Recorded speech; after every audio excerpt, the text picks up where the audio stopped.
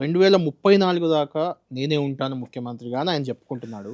దానికి ప్రధాన కారణం ఒక 2, 3 అంశాలు కనిపిస్తున్నాయి. ఒకటి కేసీఆర్ గారు బయటకు రాకపోవడం. కేసీఆర్ గారు ఎలాగో రారు. కేటీఆరే నడుపుతాడు పార్టీని అప్పటి వరకు. కాబట్టి ఏదో చేయొచ్చని ఒకటి. రెండోది హరీష్ రావు గారిని పదే పదే మీరు హరీష్ రావు గారు ఇద్దరు పార్టీని నడుపుతున్నా ఆయన బీజేపీలో చేరిపోతాడు.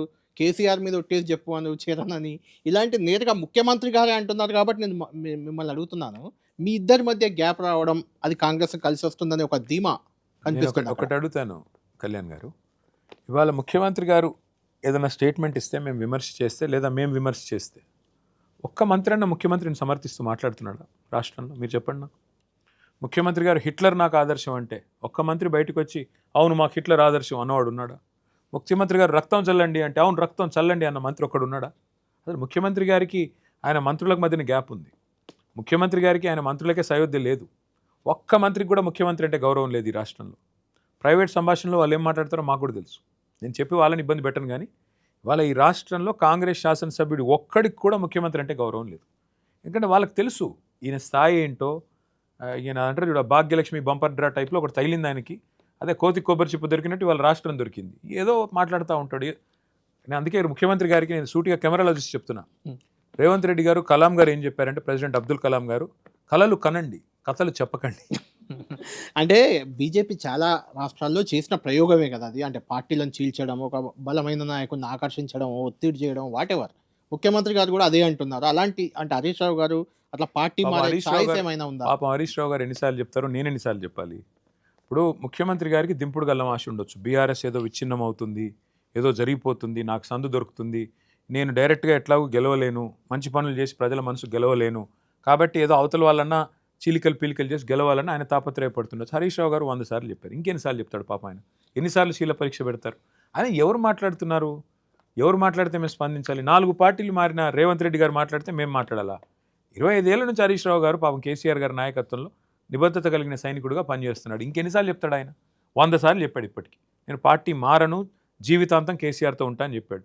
నా పుట్టుక టీఆర్ఎస్, నా చావు టీఆర్ఎస్ అన్నాడు. ఇంకేం చెప్తాడు ఆయన? ఎన్నిసార్లు చెప్పాలి?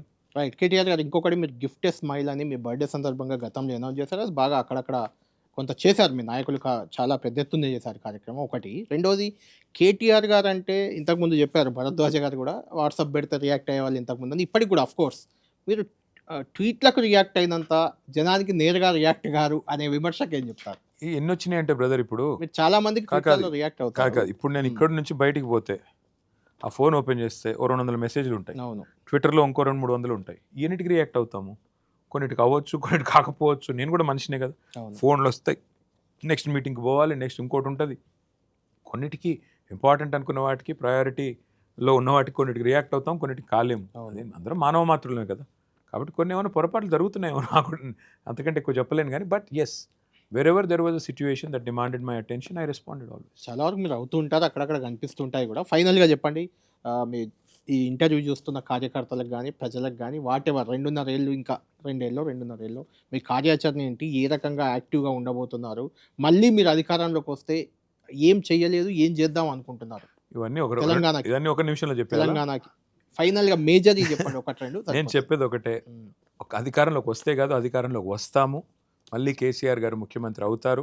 గతంలో కంటే మెరుగైన పాలన అందిస్తాం. గతంలో ఏమైనా చిన్న చిన్న పొరపాటు జరిగింటే అవన్నిటినీ సవరించుకుంటాము. తప్పకుండా మెరుగైన పరిపాలన అందిస్తాం. Number 1.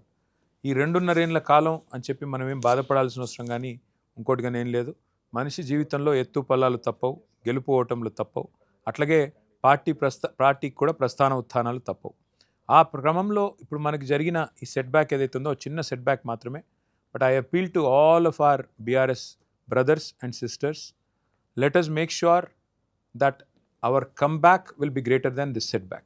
That's all I'm going to say. Thank you.